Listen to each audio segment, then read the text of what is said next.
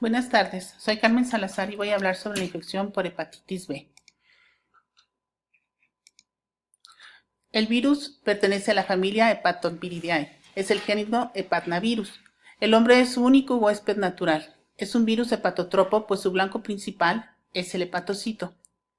En cuanto a epidemiología, sabemos que la prevalencia de esta enfermedad es de 300 millones de infecciones. De estas, el 10% se hizo el diagnóstico y solo el 5% ha recibido tratamiento. Es responsable del 57% de los casos de cirrosis y 78% de carcinoma hepatocelular. Juntos se estima que causan 1.4 millones de defunciones al año. La mayoría de las infecciones por hepatitis B se adquieren perinatalmente o en la niñez temprana. Esto es en contraste con la hepatitis C, que se adquiere siendo adulto. En cuanto a transmisión, fundamentalmente es por sangre contaminada, pero puede encontrarse en otros fluidos corporales como el semen, secreciones vaginales y leche. Las vías básicas de transmisión incluyen la vía vertical, que sería transplacentaria y perinatal en un 75%. También la transmisión sexual y parenteral.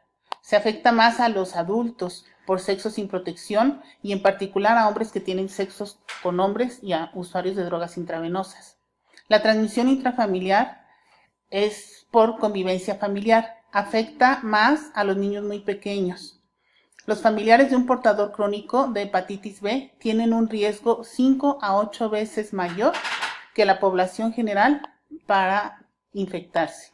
Y finalmente, la transmisión nosocomial en trabajadores de la salud. La exposición accidental tiene un riesgo del 30%, comparado con un 3% que tendría el virus de la hepatitis C o el 0.3% por adquirir VIH. El virus de hepatitis B infecta preferentemente a los hepatocitos sin producirles daño directo. La lesión está determinada por la magnitud de la respuesta inmune del huésped frente a los antígenos virales. La infección crónica se debe a la falta de una respuesta inmune adecuada, pero la respuesta inmune es a la vez el responsable de la patogenia de la infección crónica a través de los linfocitos T citotóxicos sobre los hepatocitos. El daño no se evidencia en los pacientes inmunocomprometidos, pues cursan con una alta carga viral, pero el daño hepático es leve. Se habla de una inmunotolerancia. En cuanto a la estructura, el virus tiene una envoltura lipídica con proteínas sintetizadas por él mismo y es donde se constituyen los antígenos de superficie. Hacia el interior hay una nucleocápside, en donde se forma el core viral. Son proteínas asociadas al genoma viral de ADN y una enzima ADN polimerasa. El ADN de doble cadena es para la transcripción y síntesis de componentes estructurales y no estructurales de virus, que finalmente se va a traducir en dos antígenos, en el antígeno E y en el antígeno C, que van a constituir la cápsida viral. El periodo de incubación de esta infección es muy largo, hasta 150 días, y la probabilidad de desarrollar síntomas de hepatitis por infección primaria depende de la edad. En los recién nacidos, la presentación va a ser asintomática y tienen un 90% de probabilidades de presentar la enfermedad. Los menores de 5 años, los adolescentes o los adultos, ellos sí van a ser sintomáticos. El adulto, el 30 al 50% de las personas infectadas va a adquirir la enfermedad. ¿Cómo se manifiesta? Pues en forma inespecífica, como fatiga, anorexia, náuseas, vómitos, dolor abdominal, mialgias, cefalea. A la semana aparece la ictericia, que es precedida un par de días antes por coluria. También puede haber acolia y hepatoespleno.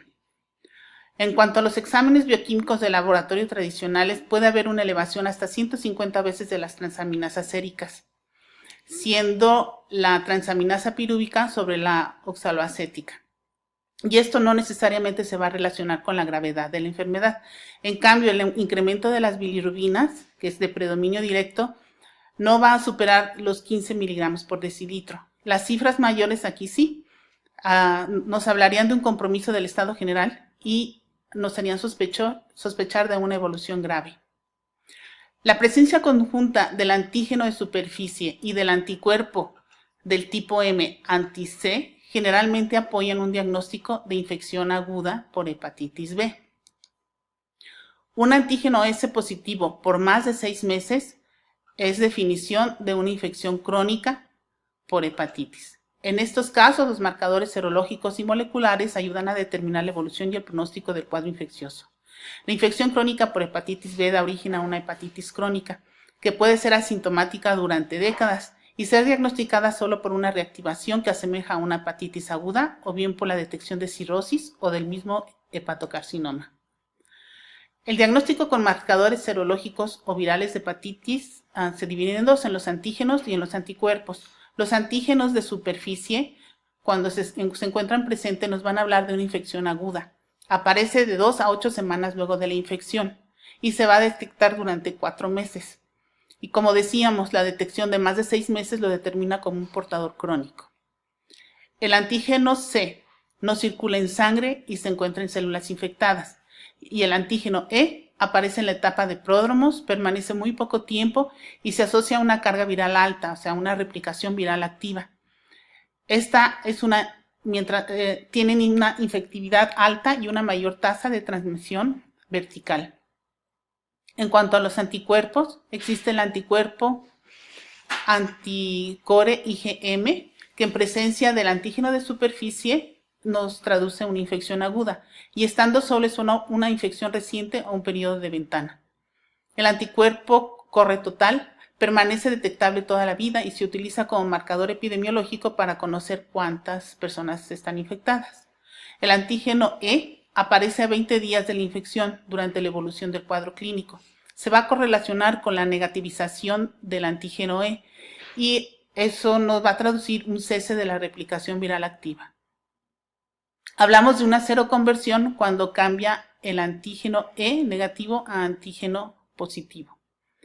Y el anticuerpo anti-S es el último anticuerpo en aparecer. Lo hace a los 6 meses de la infección. Aparece 2 meses después de que desaparece el antígeno S. Es un indicador de resolución de infección. Es un indicador también de inmunidad y no se encuentra en los portadores crónicos. Este es un cuadro en donde por conclusión de hepatitis pues vemos los diferentes tipos serológicos para una hepatitis aguda, el periodo de ventana, la recuperación, la crónica activa y inmune por vacuna. Para ser inmune por vacuna aquí vemos que el único positivo es un anticuerpo anti-S. ¿Por qué tenemos que vacunar? Porque tenemos que prevenir la infección crónica y sus consecuencias a largo plazo, que sería la cirrosis y el hepatocarcinoma. La Organización Mundial de la Salud propone que debe de haber una vacunación universal a zonas de alta y mediana endemia para poder erradicar esta infección. Estas vacunas se producen por ingeniería genética a partir de ADN recombinantes producido por levaduras que permiten la síntesis de grandes cantidades de antígeno de superficie. Es altamente inmunogénica, segura y efectiva hasta un 99%. Y la protección después del esquema completo es indefinida.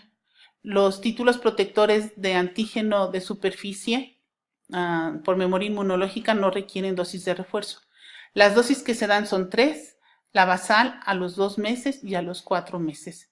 La concentración protectora en sangre es la medición. Tendríamos que tener 10 unidades internacionales por mililitro. Y se recomienda este monitoreo en sujetos que se encuentran repetidamente expuestos, como los trabajadores de la salud. La vacunación restringida a grupos de alto riesgo es limitada en su impacto en salud pública, puesto que hay muy baja autopercepción de riesgo.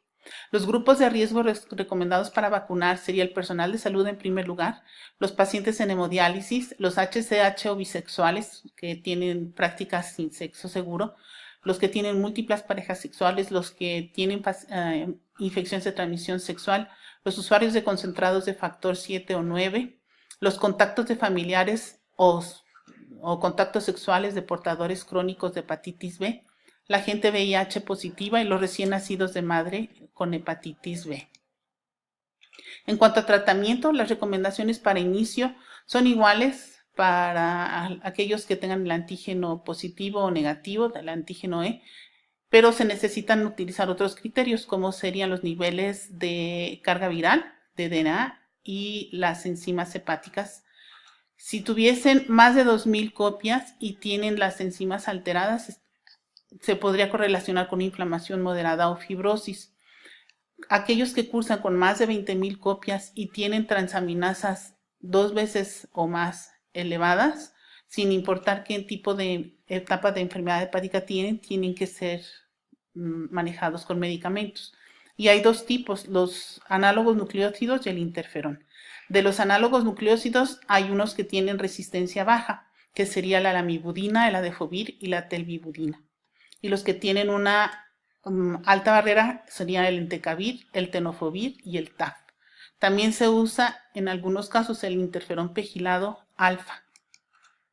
Los tratamientos son prolongados y los análogos nucleótidos fácilmente tienen resistencia. Está descrito que la lamivudina a 1 año hay hasta un 14% de resistencia y en 5 años ya pueden tener el 67%. Se recomienda el monitoreo estrecho con una carga viral para la detección precoz de un incremento y por lo tanto el inicio de tratamiento. La monoterapia secuencial no se recomienda. El tratamiento es la única opción de prevención para la reactivación de hepatitis B en los pacientes inmunocomprometidos. La duración del tratamiento es hasta 48 semanas para interferón y para los análogos nucleótidos se sugiere un mínimo de 6 meses después de haberse reconvertido. Muchas gracias.